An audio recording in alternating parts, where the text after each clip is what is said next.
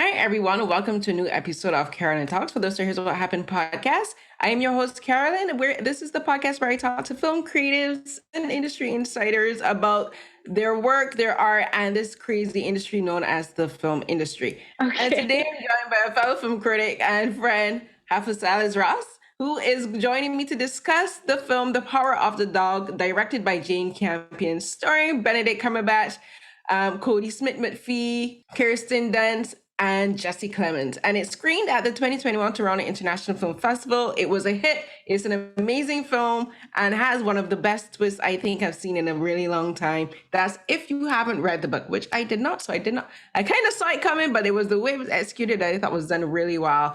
But before we get into the film, I'm just going to have Hafa say a little bit about herself and what got her into film criticism. Hi, so I'm Hafa. I am very excited to be here today with you, Carolyn. I started with film criticism almost a decade ago in Rio, in Brazil. I am Brazilian, but I live in Scotland now.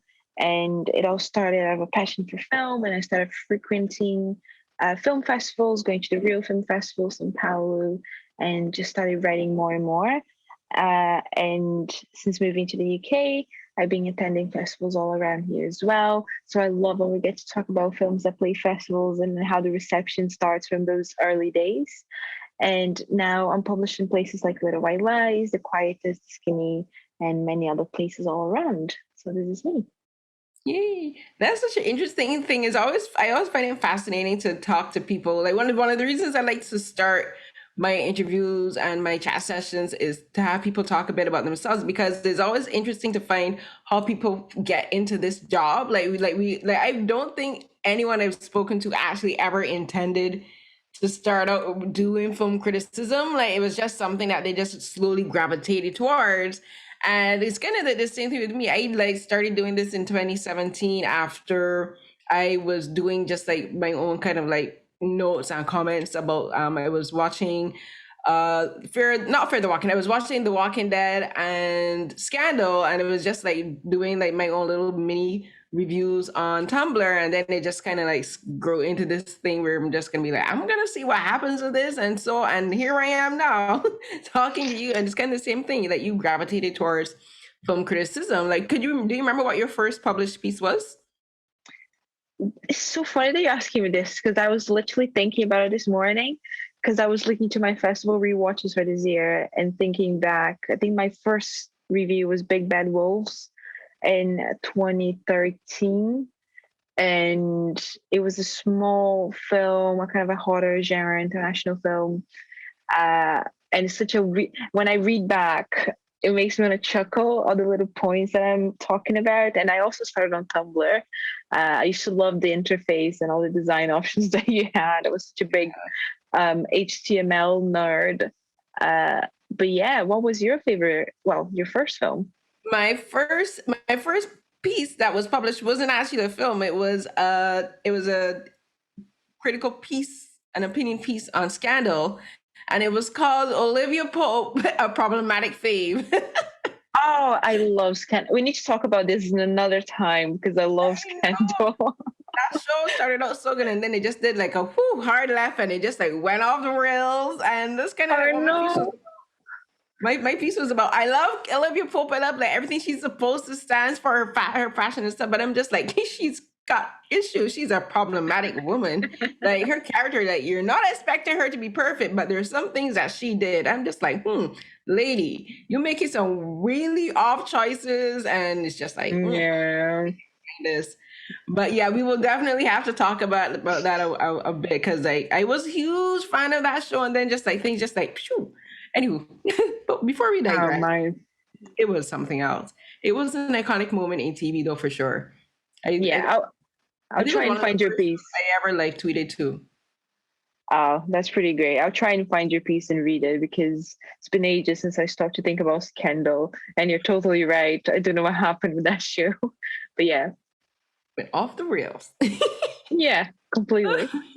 Right. So we're here to talk about The Power of the Dog. And this film is based on a book, and it was, as I said before, directed by Jane Campion, who did The Piano, which was an Oscar-winning film. She's done other films, but I think that's The Piano is one of her most noticeable films, or ones that if you say the film, you know who it is. And it's like this film, The Part of the Dog, is very beautifully shot because it takes place in the Midwest.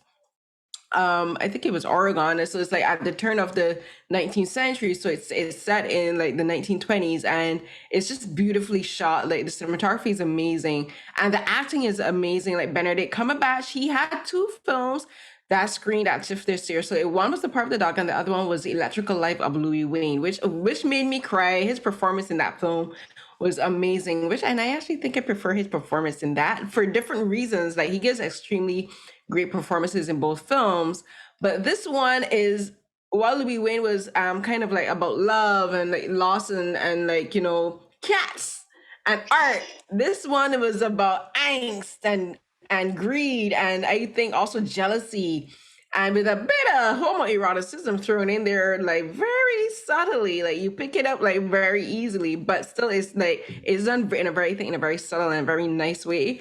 But it's about, these two brothers, Phil and George. Phil is played by Benedict and George is played by Jesse.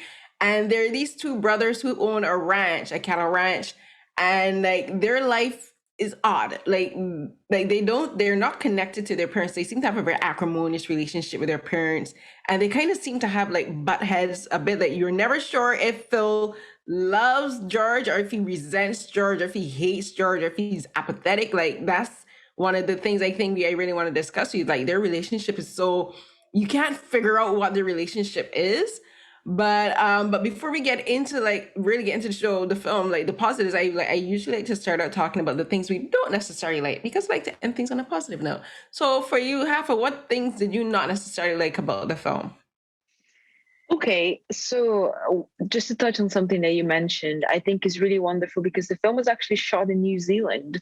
So Jane Campion, alongside her cinematographer, Addie Wagner, they transformed New Zealand into Montana, which is a pretty incredible feat because you really don't feel like you're in New Zealand. But I watched this film. We're talking about Tiff, which I also attended, but I watched this film in Venice when it premiered. And it was funny because it was my first in-person festival since the pandemic started. And I had that experience of leaving the film and leaving the theater and being able to talk to other people about it. And so many people were raving about it, and I completely understand. And I think it has incredible points that we will discuss later. But to me, it wasn't that powerhouse of a film. I wasn't moved in the way that other people were. And I'm not usually a very controversial person. I usually tend to like what people like.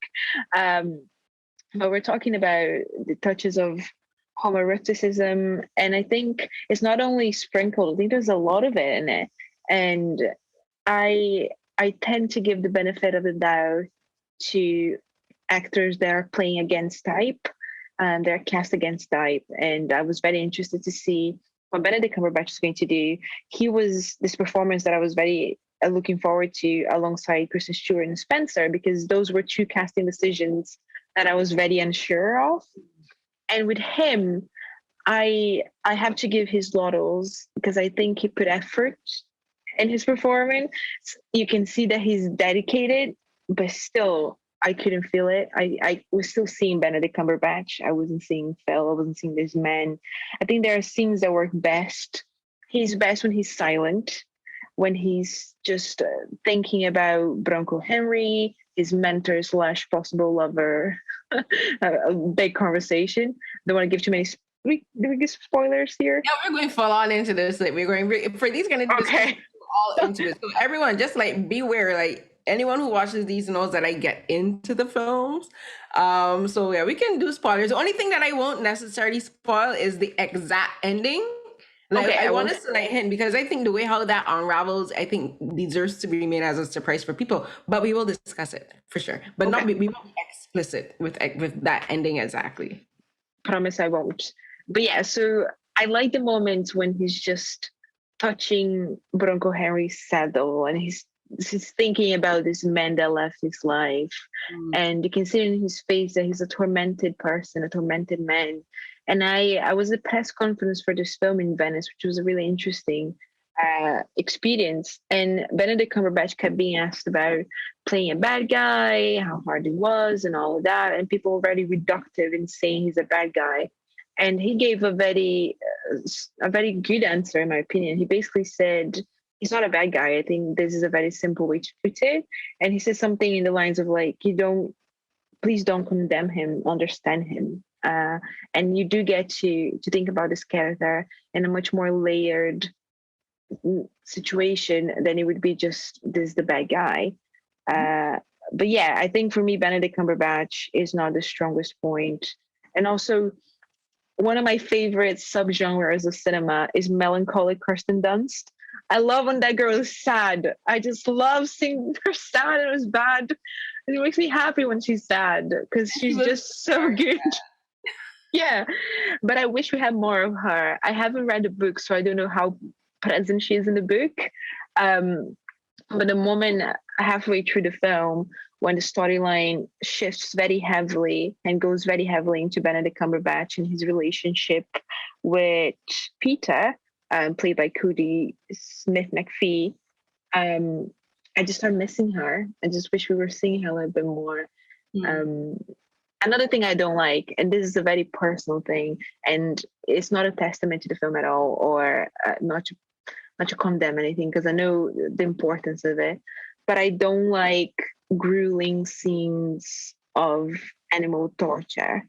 I don't like when Benedict Cumberbatch is punching their horse. I don't like when we're seeing the castration. I don't like when we're seeing Peter dissect a bunny. This always throws me off. So I was getting emotionally involved and just into it. And we're going to talk about Johnny Greenwood's score later on the positives. And then something like that would happen. I was like, no, why? But this is much more a personal thing than anything else. I just don't think there's a need for such explicit showing of animal cruelty. But what about you? For you, like what you're saying with regards to his Benedict's performance, I kind of agree in the fact I think this film is an ensemble film where, to me, I think everyone's is very on equal footing with regards to performance wise. And I will say that if anything, Kodie Smit-McPhee really stood out to me with his performance of Peter, because his performance is it seems very one note. Like he's very like his cat, and I think that's purpose. I think that's like intentional, not only in Jane's directing but also in his acting, where you're supposed to think that this character is just very one note. He's supposed to be underestimated. He's supposed to kind of fly under the radar. But then when you pay attention to him, like I always paid attention to him when he's on screen. Like I told a friend, like I knew exactly. I figured out like halfway in the film where it was going. And like I said, I didn't know exactly how it was going to end, but like what I felt about him, I'm like, yeah, I don't trust you. And like I told her, I don't trust people who always seem super earnest. Never. And I think I get this from watching too many K-dramas. Like our Asian films, I just never trust a person that seems super earnest. Like they are always up to some kind of shenanigans. Like quiet people that too quiet, they're the ones that are plotting. They're the ones you need to watch out for. And he's the one that had me, because I'm like, everyone is underestimating him because he's thin, he's tall, he's gangly, he's rangy, like he's young, like his body, like you can tell he's like discovering his body, right? Like he's like still learning how to like move in the body of someone who like probably had like a huge growth spurt. So like, and he seems awkward and insecure, but I'm like, I don't trust that. Because like he said there's little lines and little things that he said where he would like bite back at Phil or like the other cowboys, like they bully him and their thing, but then he says something and I'm like, that's someone you need to watch out for. That's someone that you gotta watch how he's behaving, because like he's the one that was slow poison you. Yeah. Right. I agree. And so like that's why I agree with you. Like Benedict, I think he gave a great performance. But that performance, I think, is kind of similar to what we've seen him do with Sherlock. and it's kind of similar to what we've seen him do with Doctor Strange and his other performances, where it's like he's very good at being sarcastic. He's very good at being aggressive, and I don't mean physically aggressive, but just like everything he does. Like as Phil, I think he took up what he did in Sherlock. He just kind of like dialed up a bit for Phil in this film, and that where like everything he says is aggressive. Everything he says seems like a threat, but it's not. And like Benedict saying that people shouldn't see him as a bad guy. I didn't see him as a bad guy. At first you kind of do, but then like but then with like Peter, you kind of like have to watch how he behaves and like really listen to what he's saying, and you're picking up, oh, what he's doing is something of someone who has probably had trauma in the past, and this is a defense mechanism. But again, like his performance necessarily wasn't the strongest, and also his speech, he is not very good at doing a Western accent, like at all. His English accent was coming through quite a bit, like you could hear it. And then I think that's something, I think British actors are very good at imitating a very nondescript type of American accent. There's this very like this one where you can't pin down exactly where it's supposed to be from, but from the time they have to do one that is very distinct, like a Southern or like a Louisiana accent, or even like a Western accent, like from Montana, you can tell they struggle with it, and like I could hear his English dialect and accent coming through. So like that kind of like was just like I could hear you. So like it wasn't perfect in that sense. And then like I kind of like agree with you. The scene with the horse where Phil is like beating a horse, I'm like, that horse needs to kick you. I know. Like at all. That I didn't like that scene at all, because I think what that scene was also supposed to imply, like he was taking out his anger at George's wife, who is Rose, played by Kirsten Dunst. Like he's taking out his anger about her on the horse. And I kind of understand where that scene is coming from, because he needs a replacement. He can't take out his anger on her, so the horse is a substitute. But as you said, personally, I agree with you. I don't like to see animals being abused on screen. And like that scene was hard for me. I think what they could have done is like flip the angle or the perspective of the scene where you get and you know that what he's doing is he's hitting the horse, but we didn't actually see him need to hit the horse. And I'm sure it was not actually physically him hitting the horse. It's just like a trick of the camera angles or whatever. But I still didn't like that we actually saw that part. Now the scene with the dissection, that didn't really bother me, because this is something that I know like that we've seen in films and TV shows where animals get dissected in like a lab and whatever. And the castration, that was actually the first time I've seen a full castration done on TV. Again, not real, simulated, but that's the first time I've actually seen like how it's actually done. So that was I was like, okay, all right, Jane, you're showing the harsh life of a Western frontier man. And I had said at the beginning, I said Oregon. Thank you, Hafa, for correcting me. It's Montana. Sorry, not Oregon. I don't know. I said Oregon. I was thinking Oregon Trail. Anywho. I have to remember the name all the time, because I don't know much about US geography. So I'll just assume that everything with cowboys and this huge blob of the US. And I really do need to educate myself. Yeah. But yeah, so like we kind of have similar points about the things we don't necessarily like. Not that the things like, apart from the animal abuse, like there aren't like really big negatives, but there are just some things that I think were done stronger by other performers and other parts of the film that were stronger than I think Benedict's performance. And that's why I kind of said like I prefer his performance in The Electrical Life of Louis Wayne, because that wasn't him. Like I wasn't seeing Benedict Cumberbatch, I was seeing Louis. You know what I mean? Like, you know, there's some actors, like no matter how good of a role they're playing, like you can't help but see them. Like when I'm watching a film with, for instance, like what did we say, Chris Evans, I can't help but see Chris Evans. You know, I can't help but see Tom Cruise. And this is probably why he doesn't play any other roles but Mission Impossible, because he's made that role so much his own. You literally can't picture him doing any other role. Like, I can't see him stepping out of a plane. When is the last time Tom Cruise even made a film that was in Mission Impossible? You're going to get me there. I don't know what's his last film, but he gave incredible performances in other films. So you think about Magnolia, think about even Vanilla Sky, and then you get Eyes Wide Shut. But then you fall into this, and I think with Benedict Cumberbatch, even when he's being at his most cruel as Phil, I still don't care. Like, I still don't fear him because I have this idea in my head. It's like, I can snap you in two. You're all gangly and big and British. There's no way I wouldn't take you on. You know? For me, it was also the fact I'm like, dude, just go bathe. Like, that's all I kept thinking. I'm like, please go take a bath. Like, how are you just gonna get in? Like, we know, like if you've read like know a little bit of history, like bathing for cowboys back then was like a once in a week thing. Like they bathe at the end of the week once they, brought in the cattle from the range. They like, prepare them for the evening and then they bathe at the end of the week. And this dude, like, I got the impression he did not bathe for weeks. Like he was just caked. Like props to the makeup department because he just looked dirty. He looked caked in dirt. He looked like he was off the soil. I'm just like, ooh, the smell. Like you could envision the smell around him. So like the makeup department, the costume department really did a really good job imbuing him with that sense of, whoo, dude, just go big. But a pet peeve that I have with not period, but cowboy film, I hate when we're seeing these dirty people and it is an older time and their teeth are white. Yes. So I took a note. I was watching the part of the dog. I was like, their teeth are too white.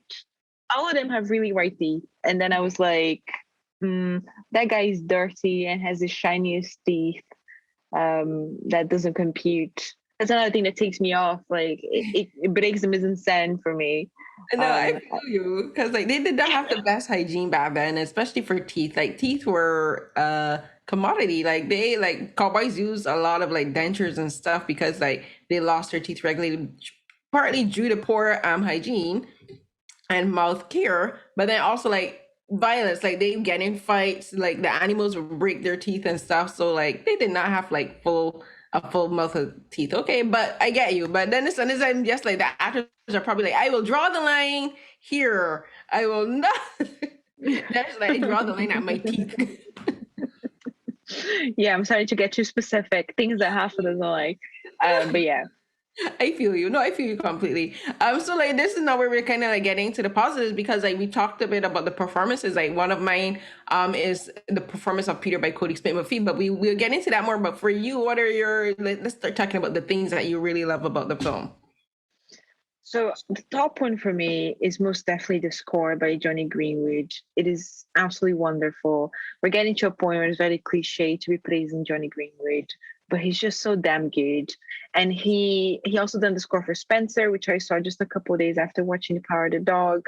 And once again, it just cuts through you. It's just absolutely beautiful. It connects you to the characters. It connects you to the landscape, to the story. It's so immersive and so touching. It's just wonderful. And the score added to the cinematography, which we were talking about a little bit, just the way that he frames the characters, he frames the landscapes, and the way that we get into these very intimate spaces where you're in the shed and you're just, well, not the shed, the stables. I forgot the name for a second, but you get into the stables and the lights are dimmed and you're just seeing this man and the way that he's caressing the saddle, and these scenes to me were the most powerful. And I think it's what worked best. I really do love Campion as a director.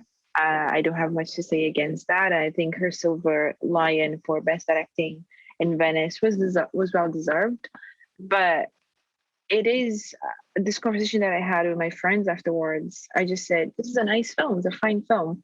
But I saw the critics calling it a masterpiece, their favorite of the year, life transforming, and just wasn't the case for me. But there are many positives to it. And I think, once again, the acting, I love Dunst, as I said, I love Plemons, and I think them together, because they're together in real life and there's an inherent chemistry over there. When they're together is wonderful. One of my favorite scenes is when they are in that open landscape amidst the mountains and they're driving to Montana, and he just stops and he goes to her and he says, "You're wonderful.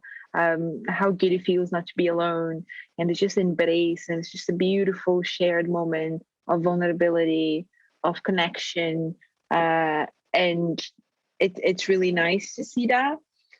And yeah, so it gets to those moments that are really poignant and really effective overall. So I think it's more what Jane brings in creating this world and inserting us in it that works for me. I would say, yeah. Yeah, I agree with you. The score and the cinematography work really well together. I think this film is one of those examples where the visual and the sound match perfectly. And when you listen to the score, when you actually watch the not what's happening on screen with the characters, but watch the background of the scene, like the mountains and the hills and the sharp angles. Like the score has a lot of these sharp angles that they kind of like go up and down and move like the background of the film. And then talking about the characters, like it gives you these very subtle hints about who these characters are. Like with Peter, is a lot of his music is very subtle, and it has these very soft but these very jarring notes at times. And then for Phil, it's unsettling and it's uneasy. It makes you it really makes you feel like, and I think that's probably where a lot of people a lot of what's the word I'm looking for, the belief that he's a bad guy comes from, because the score kind of makes you think that, because it has this very sinister note when he's doing particular scenes, like the scene where he's playing the violin, and like that he just feels threatening, but then he's just playing over and over and over, and he's doing it to teach her, but he doesn't know how to relate to her. So it seems like a threat. Like she perceives that him playing this violin and playing this song that she's been trying to play on piano as a threat. But when you listen to the score is actually kind of mimicking that at the same time. So I think I think Johnny did a fantastic job with this score, and it really informs the characters and the scene. Like I think that scene that you talked about in the stable, I think is one of the best scenes in the film. It's very well lit, it's very well shot. And a lot of, when you think about that film, like that stable is someplace where Phil is the least threatening.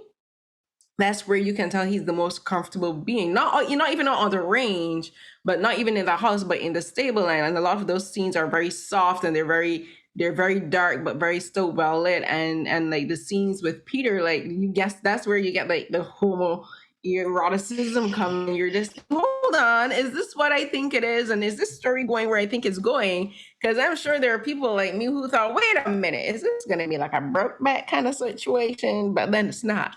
It is not, people. Far from. Yeah. But I think maybe it's me, because every time I see cowboys and repressed machos, I just inherently think it's going to be a homoerotic story. I think these guys are way too repressed. They're being way too violent. Right? They're gonna get on. They're gonna get it on. I always think this is gonna happen. So with Powder Dog, it was from the first moment when they're dining. So they're dining at Rose's it's not a house. She has people over. What's the name of that? Like a place where you spend the night. Anyway, a guest house. Yeah. So they're dining there, and you just have Phil attacking Peter and commenting on his masculinity. I'm like, this is happening. And then she does like set design and props and cinematography, and everything contributes to it. Not only the saddle, but then the way that they lace and that they build together the rope, and then even the log. You have Phil just putting this log on the ground, and he's just hemming that log, and that kid's near him. I'm like, oh my God, Jane! Oh my God, you're doing it! It is so good. Like even the scene, like you not even talking about the scene with that. This is the scene I really was like, And it's early up in the film. It's early up in the film where, because like Peter he has a hobby of doing like dioramas. He does art and he does like sketches. And he likes to make paper flowers because his mom grows flowers. Right. Mm-hmm. And so they had just moved there. So like the garden isn't like full yet. So like there's nothing in the ground. So he made these paper flowers for her, and he put, and like Rose was like, oh, these are beautiful. And she puts them in a vase on the table. And then Phil, being like the toxic example of, what's I saying? The example of toxic masculinity that he is, sees Peter laying these roses on the table, and he takes one out and starts to play with this flower. I'm like, wait, why is this flower? I'm like, this flower, him playing the flower makes me feel uncomfortable in a very specific way. I'm like, okay, I'm not even gonna describe, because like when you watch it, like you know what I'm talking about. But when you guys watch this film, that scene was like with a paper flower. I'm like, and it's like, and it can seem very innocuous, but again, it's all about the framing. It's how she frames it, how it's lit. And like props to the lighting department too. Like they did a fantastic job lighting this film. But then the music, and it's just like, and the dialogue that came before. You talked about making the rope, right? And then it was like these moments, they seem innocuous, but then when you look at in the context of the film, you're just like, these moments are not innocuous at all. These moments are actually very significant. Yeah, I think she very purposefully makes everything very sexually charged, because this is a time where you don't talk about anything, everything's very implied. So the way that you move, even the preparation with the cast, which I don't know much about, but I can imagine even rehearsing the scenes and the dynamic between these two men. And as you said, Kodie Smit-McPhee is fantastic in that role, and he dominates his performance with an assurance that I find very alluring. I was the exact same. I couldn't take my eyes off him, but we keep going back to the stables. There are a couple of different moments in there, and it's a dance between these two men, and none of them is going to say anything out loud, but everything that we need to know doesn't need to be said because it's so well implied, and everything around them and the way that everything leading up to that moment, the moment that they're together and talking to each other in a better light, it leads up to that. And everyone who says that this film is only slightly homoerotic, I'm not sure we watched the same film. It's like, this is very homoerotic. You don't need to be seeing, that's the thing. You don't need to be seeing it happen,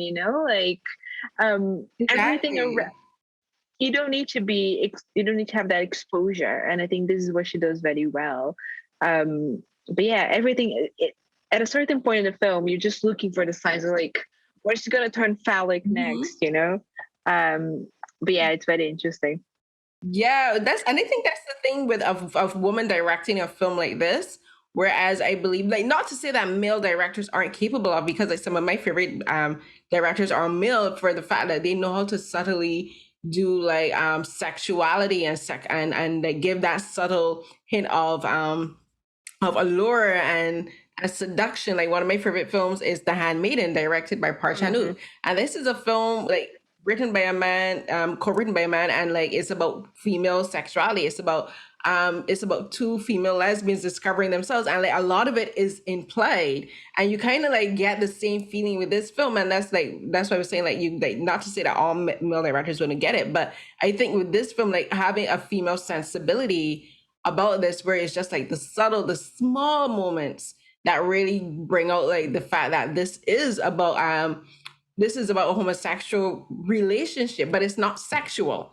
It's more about the emotions and the feelings that they have, not only for each other, but I think also for, like, in Phil's case, a memory that he had in the past. But this is where it also is done, I think, very well, because you're thinking, okay, so he has this mentor that he was clearly in love with and that he had very intense feelings for, but then you're thinking, how long ago was this? Phil isn't that old.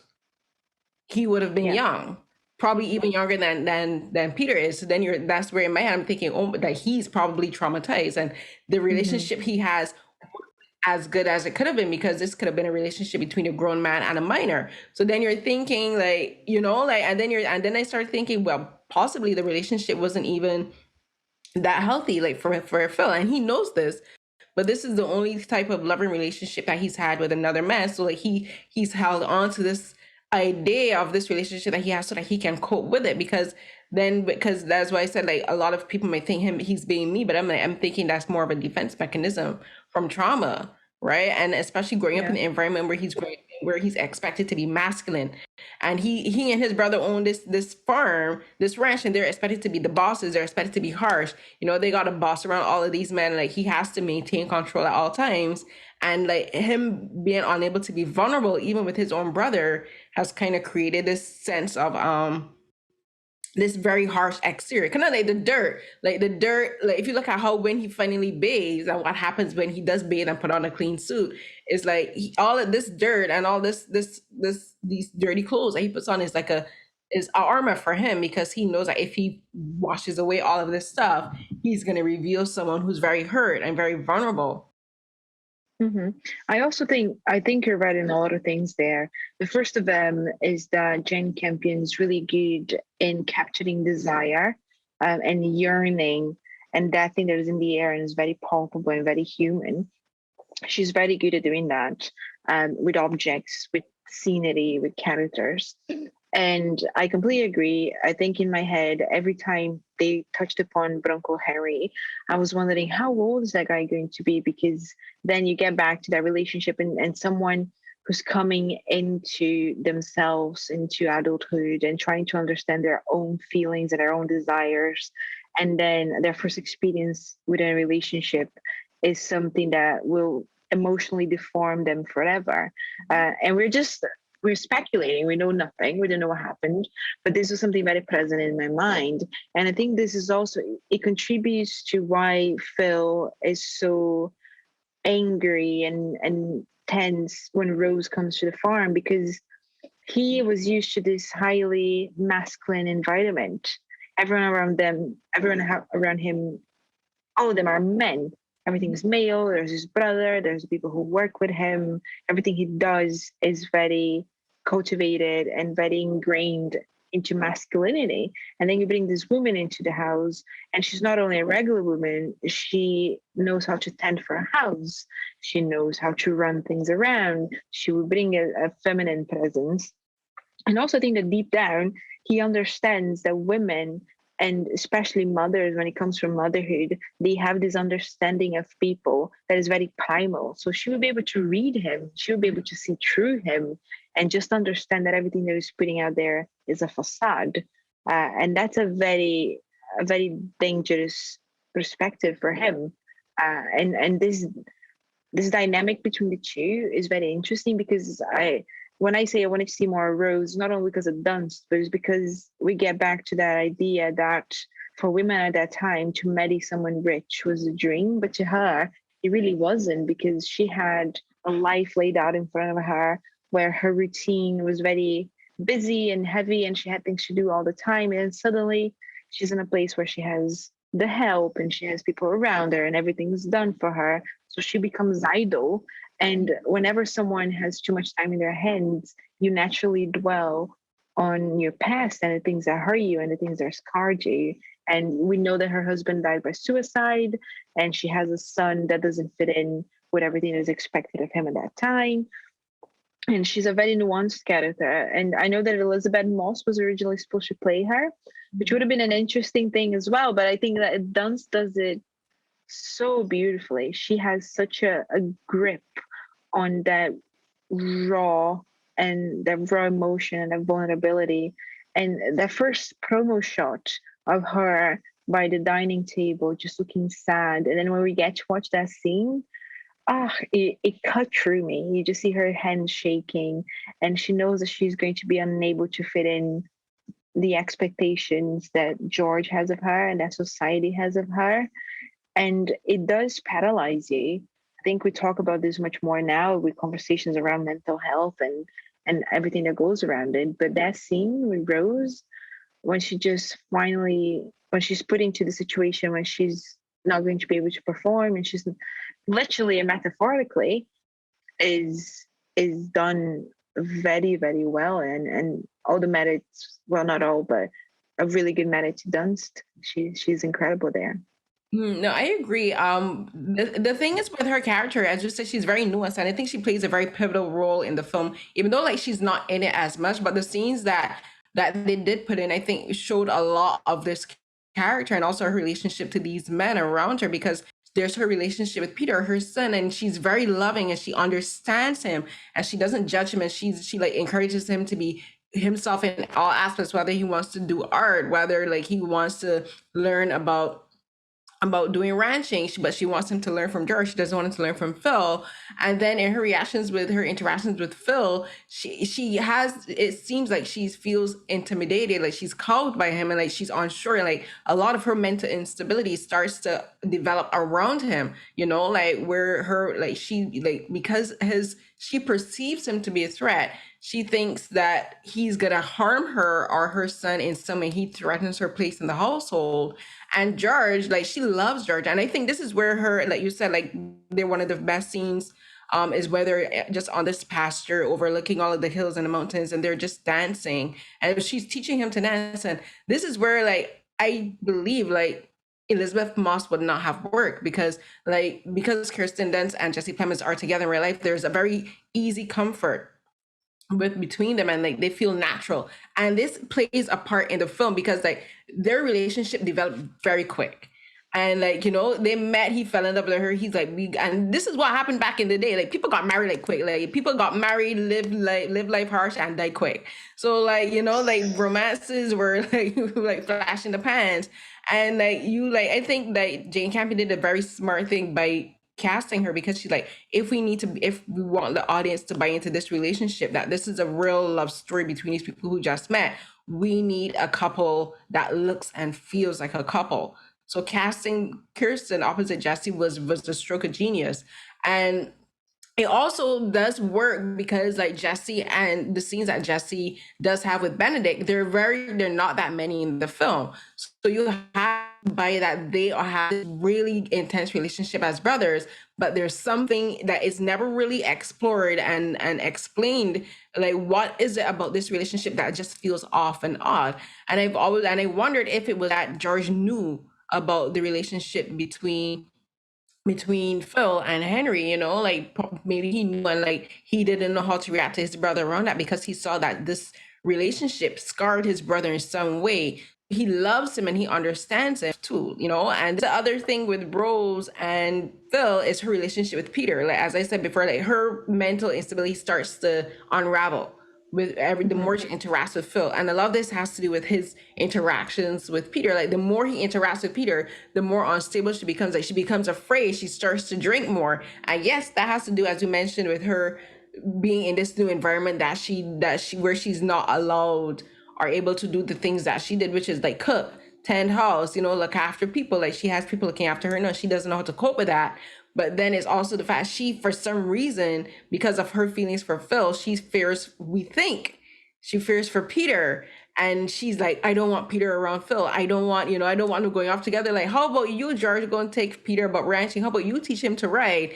And then you start to think, is she afraid that Phil is going to hurt Peter? And I actually started to think, no, I think she's afraid Peter is going to hurt Phil. Because I think she understood her son way better than anyone else, and even better than the film shows us. I think she saw this very dark aspect of her son, and she possibly feared for Phil rather than feared for Peter. And that's what that's where I because there's a scene where she was like, because the way how she said, "Where's Peter?" I'm like, I don't think she's worried about him. I'm like, I think she's worried about Phil. And that's where I actually started to pay more attention to like a lot of the things that Kodie did and said, and how he said them. I'm like, this guy is the one that we need to watch out for. So Rose is the one that clued me into a lot of things about Peter's behavior. And it was just like, yeah, her son might be a little psycho.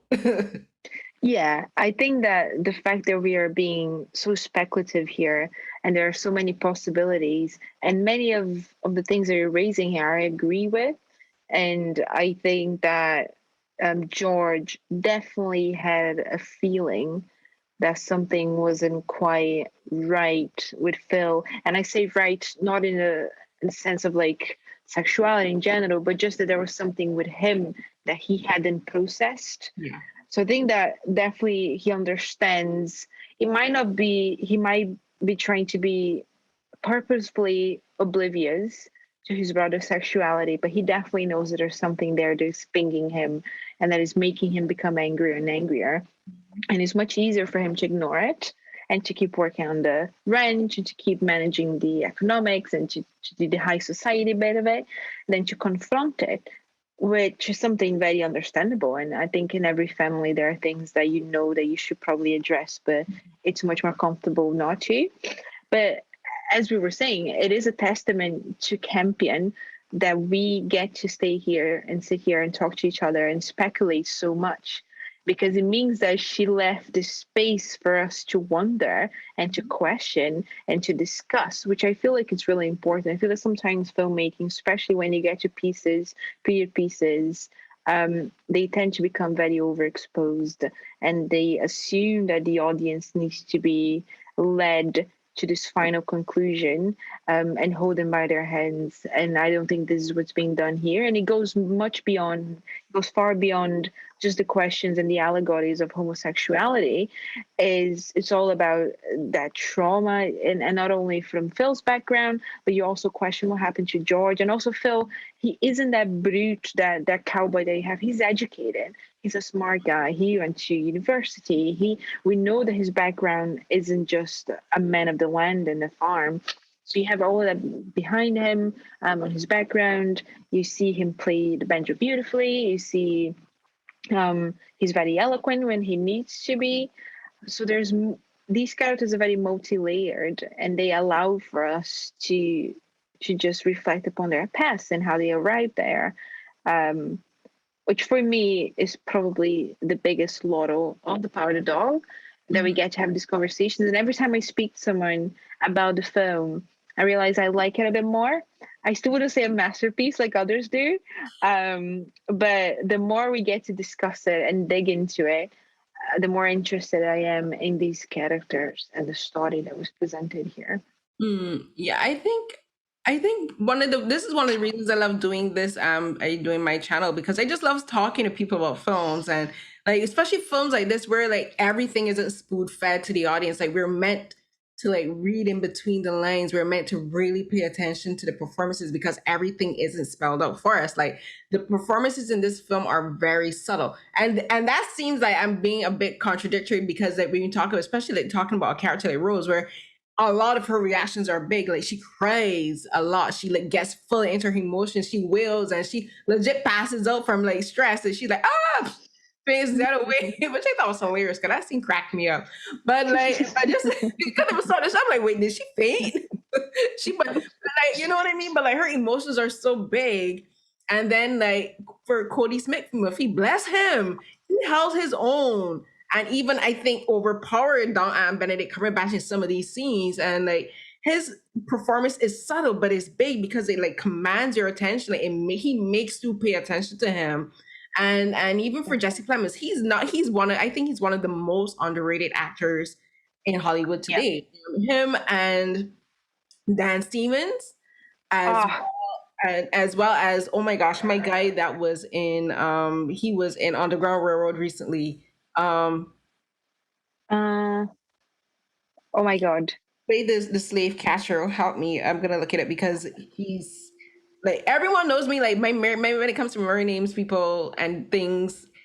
Forgive me, I forget things. Like I called it the violin earlier before, but it was the banjo, not the violin. Forgive me, but you know what I meant. Never yet.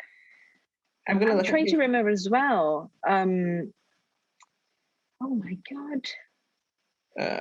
Cast, because I need to remember, because I think Is it William Jackson? Are you talking about William Jackson Harper? Joe Edgerton.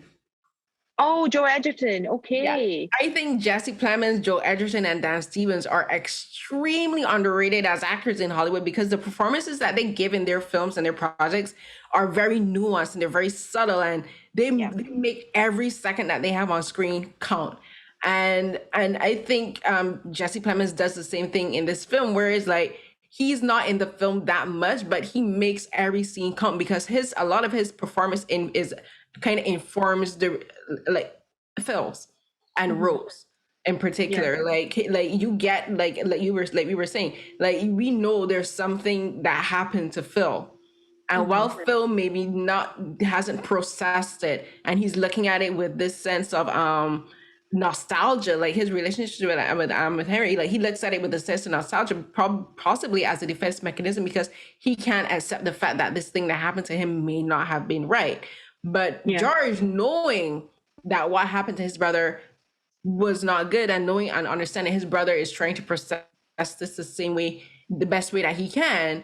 Like when you watch like Jesse's performance is very caring, but it's not cuddling, and it's not like it's not about smothering Phil. He lets Phil do what Phil needs to do. Like he never judges Phil. Like when people comment on Phil's behavior, he's like, this is Phil, and he knows this is the best. His brother's doing the best he can. Like early up in the and I saw someone mention this on Twitter, and someone was talking about them sleeping in the bed, and I didn't read that as being anything untoward. I kind of read that as like, this is possibly the only way that Phil can sleep next to his brother, because this is the person he feels safest with, right?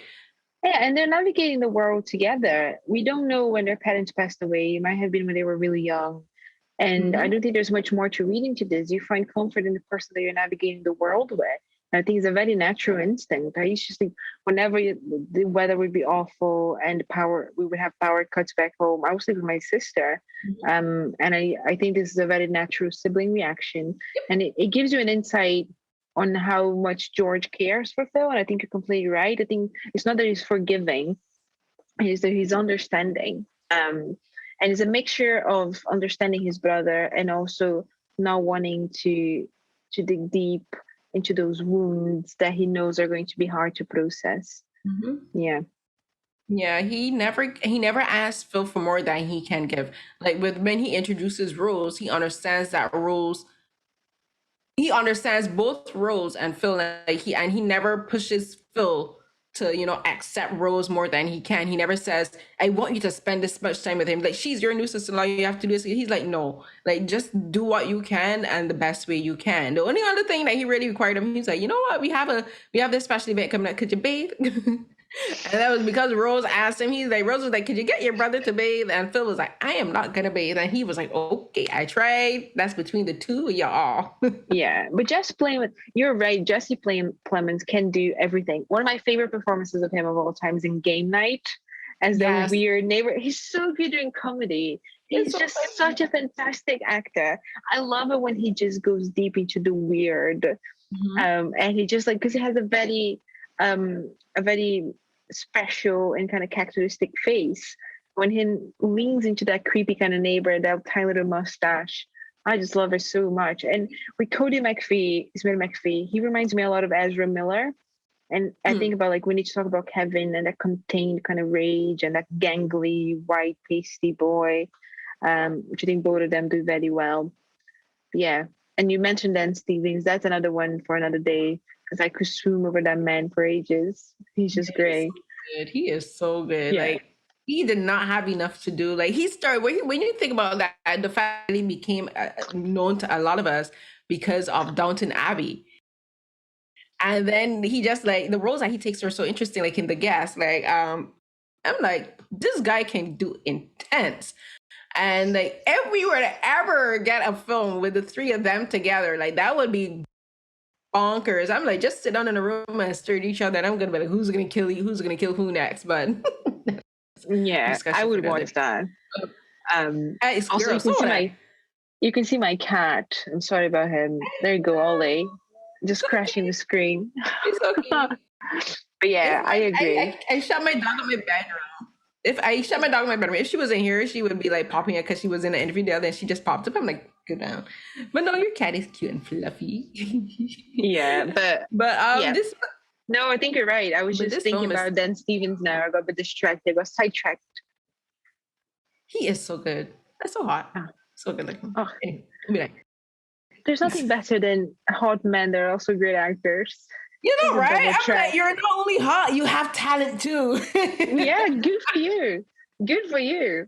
I know. I do like them. Oh my God. But yeah, I think that we got into it, and this is a film that has a lot of layers and nuance. And I'm kind of happy there's going to be on Netflix. I'm going to be able to watch time and time again very soon, and maybe rewatch it after our conversation and look into things that we're talking about now. And just the more people get to see the film, the more interesting it becomes to me, because I see it through the eyes of other people, which I quite like. And you're totally right. When you talk about a film, it becomes a different one. It does. I learned so much about things about films and things that I may have thought about, but I didn't really pay attention to Like for me, like one of the things with the film that I remember, and I didn't like tweet it when I watched it because like I screened it at home for Tiff, but I remember there's like we talked about the scene with the braiding the rope. And I remember I had this very distinct impression that he was not making a rope. And that's one of these things about the film, like it's all about perception. Like for me, I don't know, do you know of something called a dog hunter? No. So a dog hunter, this is something that we use in Barbados. So a dog hunter is like a piece of, is like this rope and it has like a loop at the end. And it can be made either from like braid, like hemp, or it can be made from, Okay. it can be either cotton or hemp. And what it is like this long, it looks like a long handle. And it looks like a rope and it has like these tongues on it. And what you do is like, it's called a dog hunter. It's like used, but it's not used necessarily only for dogs, but it's used for livestock. So like you would like, if you like you're farming, like you would get the hit livestock to get them to move. Right. So, and when he was making that, I was like, that is not a rope he's making at a dog hunter, because a dog hunter is used in a context for violence, right? It's used for action. And the whole time I was thinking this rope is going to be a downfall for him somehow, some way. I don't know why, but every time that Jane shows shots of him making this rope, I am like, this is such a symbol of bad luck for him. I'm like, this is making me feel uneasy, which is something, again, we talked about the score, but something that the film does really well is like it builds tension in very unexpected ways. And like this, a lot of that tension started for me when he started to make this rope for Peter, because and it was kind of sad because like this was Phil's gesture to Peter, that he's reaching out to him, he's trying to find common ground, and he's trying to make this relationship between them work, because he's also trying to show Rose that I'm trying to work with your son, and he's trying to show George like I'm trying to work with your stepson, I'm trying to make this family work the best way I can.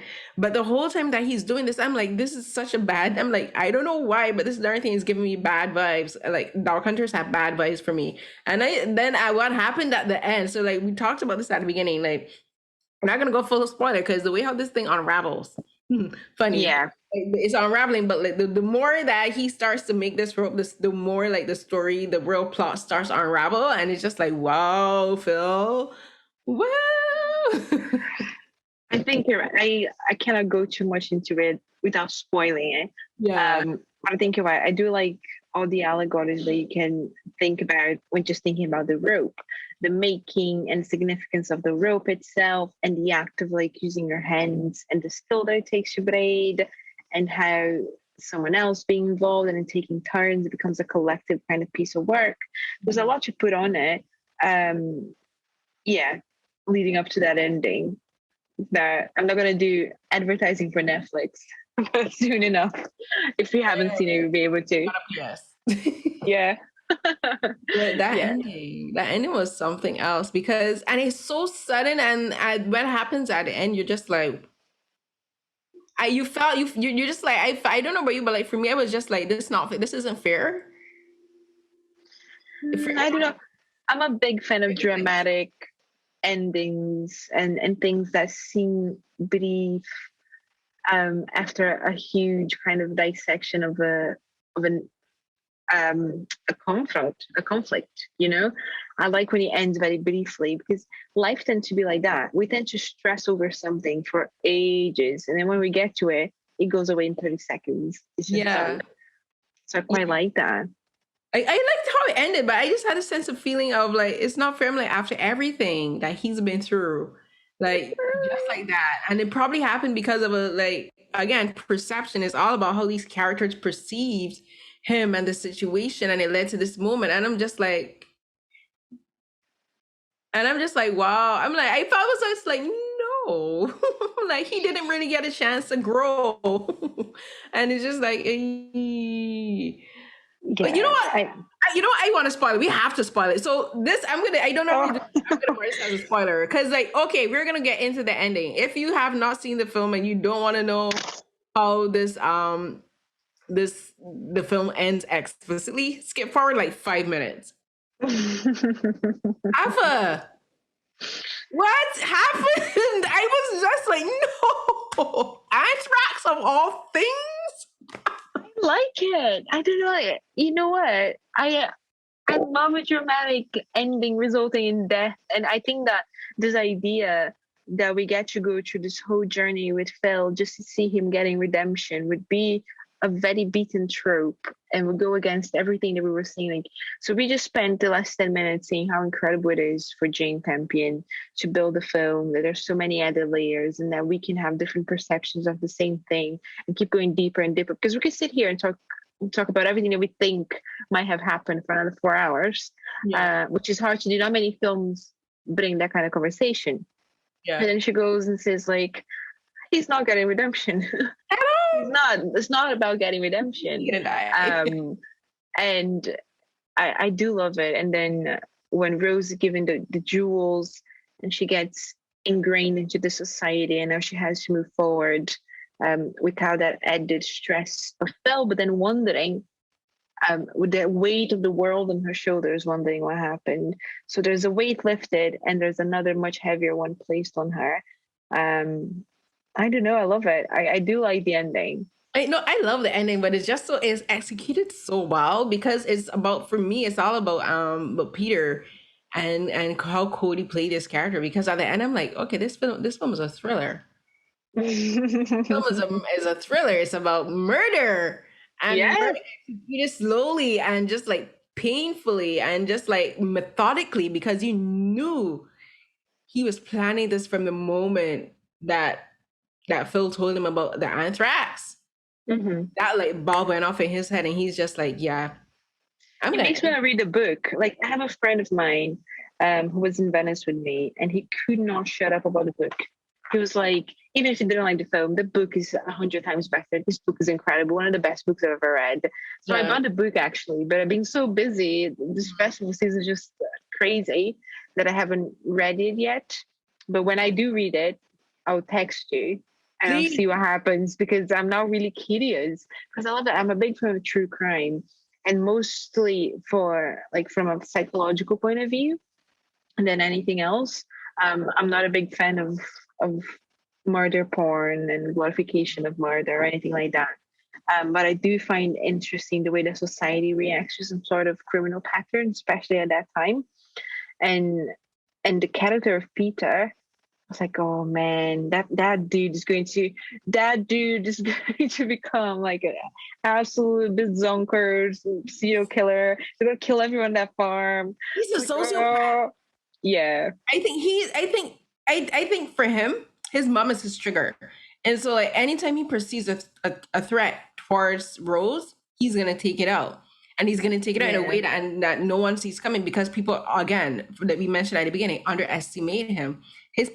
Casting him, Jane Campion, like you and your casting director, like they nailed casting Peter with because like Smit-McPhee, he's very skinny. Like we said, his very presence lends for you to underestimate him.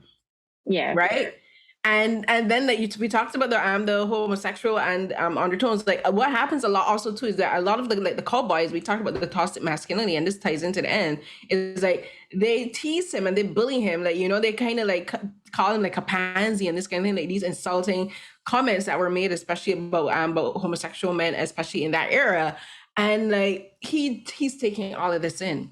He's not intimidated. He's just like, I think he's like he has like a death notebook. You know, he's like, you said something about me, I'm going to put you in this book and I'm going to take you out when it's time to take you out. Push me too far and you will go. And Phil was I don't even think Phil was the first person to get taken out, because who's to say that his dad really died of a suicide? We're going to go full conspiracy theory now. Listen, he made me, I was just like, dude, you move like silent. He did so good. And I was just like, and then we talked about Jane using the very small moments to kind of like lend to the sensuality and the yearning. One of those moments was when Phil is washing his hands in the tub and he's washing, cleaning the skin, because like the rope is made. and it seems sensual and it seems sexy, and it's just like, oh, this is another moment about Phil and Peter, and then you're like, no, no, it's not. That's the moment he died. That's the moment Yeah. the Antas got into his system, and it's just like, wow, Jane Campion, okay, you did that with that scene. That one scene was like the entire film, I think, to be put into one scene. That was it. You're making me want to watch it again. Oh my God. I kind of wish we could watch it again right now. I know. I was so It's surprised frustrating. Yeah, it is. I remember being a bit underwhelmed to be on a first watch, but this might be one that gets higher and higher on my rankings on a second and a third and a fourth watch.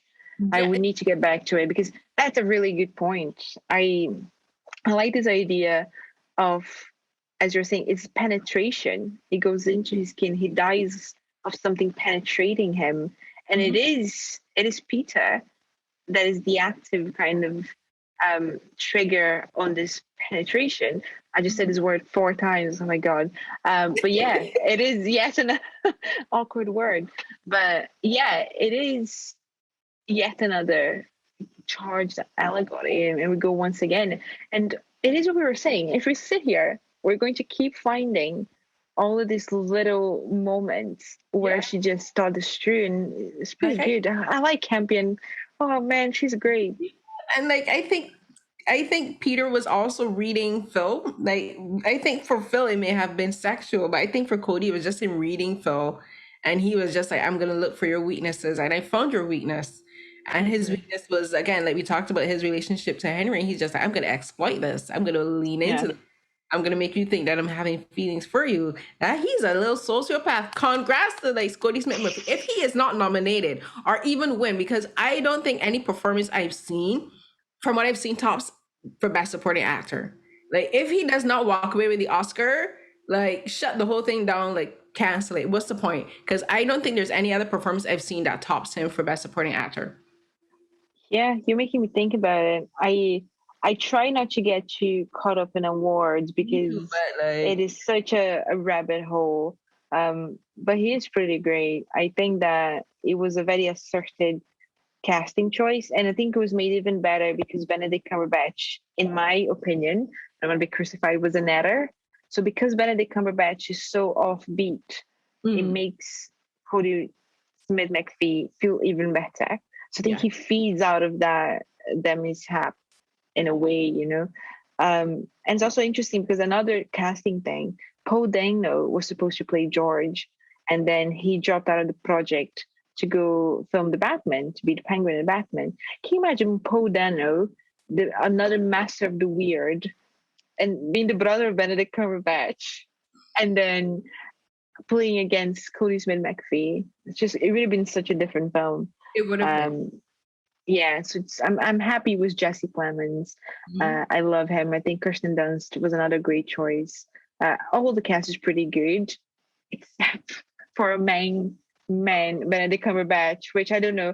I'm liking the film more since now that we're talking, but that's something that I don't think I'll change my mind on it. I feel you. Like he gives to me a really, really good performance in Power of the Dog, but to me, I still think his performance as Louis Wayne is way better than this one because like he completely changes himself for Louis Wayne, like his physicality, the way he speaks, and like I think also because he's speaking his own natural accent. I didn't focus on like his voice, whereas with Part of the Dog I focused on his voice because I was hearing, like I could hear the British accent slip in, whereas for Louis Wayne it wasn't. So I paid more attention to his physicality, like the way he walks. He changes the way he walks in this film, like the way he behaves, and like the makeup department also did a fantastic job with aging him because like, his character ages. And like the way he like, I think he deserves awards for this one, or at least nominations. And I, like as you said, I myself also don't like to do the whole awards predictions and stuff because like it's hollow at the end of the day. But like what he did to me was more special in Louis Wayne than what he did with Power of the Dog. Yeah, I haven't seen Louis Wayne yet because it was geo-blocked on Tiff. But I'm excited because there's nothing that I love more than films about cats. So I'm very looking for, and with the exception of Cats, the film. Oh my God, I saw it in a cinema, and it was the closest I've ever gotten of being on shrooms. You know, it was just a weird experience, just complete madness. Never forget. Um, but yeah, I'm excited to see Benedict Cumberbatch playing a more of a Benedict Cumberbatch kind of character, because this was a bit unforgiving to him. But he tried, and he tried a lot, and good for him, and that's what matters. They all did amazing. I think we've been going for a while, and I really did want to talk about geo blocking. I think I might have to do. I think I might do another one with some of our group from our critics DM to talk about geo blocking and film criticism this year, because it has been very interesting. And like as you said, I was unable to see a couple films also because of geo blocking, and Yeah. either go on streaming platform or think not cinema, because I am not seeing anything in the cinema because these people out here misbehaving and being reckless. So who knows when I'll next see something in the cinema. But this has been a great conversation. Hafa, thank you so much for talking with me about the film. I can't wait to have you back for sure. Please take this as an open invitation. This was so much fun. Thank you. I could sit here and talk to you about homoerotic undertones and weird conspiracy theories for yet another hour or two. So it was lovely, and I'll be back whenever you have me. Yay. Maybe we can find another film that. Wait, what was your favorite film? Like, since Part of the Dog wasn't exactly your favorite film, but it was one that we had a lot to talk about. We chose this one, but what was your other favorite film? From Tiff or Venice? Either. Okay, so from Venice, my favorite film was The Card Counter. We could go longer just rate it, but I won't. But I loved it. It was my favorite film by quite a margin. And on Tiff was Ali and Ava.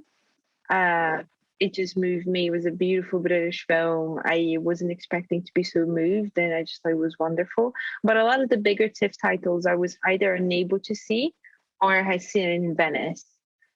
So I would have maybe my ranking would have changed on TIFF a little bit, but I took the opportunity to see smaller films. Yeah, I'm the same. I think Part of the Dog was the only big name, quote unquote, big name film that I saw for TIFF. But most of the films I watched were smaller films and more the ones made by people of color, starring people of color. Apart from, because Louis Wayne apart from Part of the Dog, Louis Wayne was the only other film full of white people. And then also Petit Maman. So those were the only ones that were starred a predominantly white cast. And I was gonna say The Electrical Life of Louis Wayne, but then also the director Will Sharp is half Asian, so he's a person of color. So he's half Japanese. I think his dad is Japanese. Yeah. Excited to see it. What was your favorite film in TIFF? Oh, it's a tie. I tried, but I can't. So like it's between Hellbound, Terrorizers, and so Hellbound is a series. So but it's like Hellbound, Terrorizers, and Whether the Weather is Fine. Those three are like my favorites. I can't choose. That's a good sign. It's a sign of a good experience altogether. Yeah, so it's a tie between the three of those for my top films, and then after that I would say also Part of the Dog, Louis Wayne, and then The Gravedigger's Wife was really good, and Saloon. So that was a South African supernatural thriller. So that one was really, really good too. But yeah, those are my top films. So this again, thank you so much for talking with me. So like let everyone know where they can find you and find your work on social media and online. Cool. So I am on Twitter, Letterboxd, everywhere you can find me at Rafius. So RAFIEWS. My portfolio is the exact same thing.com. My email is the exact same thing at Gmail. I'm always very happy to talk films on Twitter or anywhere you can find me. And yes, thank you so much once again. Yay. And everyone, you can find me on Twitter and Instagram at CarrieCNH12. You can find my most recent works pinned to my in my pinned tweets for Twitter and in my Instagram feed. And I'll put all of the information on where you can find Rafa's work in the description box down below for YouTube, and it will be linked in the blog post for the podcast episode version when this goes up. And everyone, until the next episode, stay safe. Bye.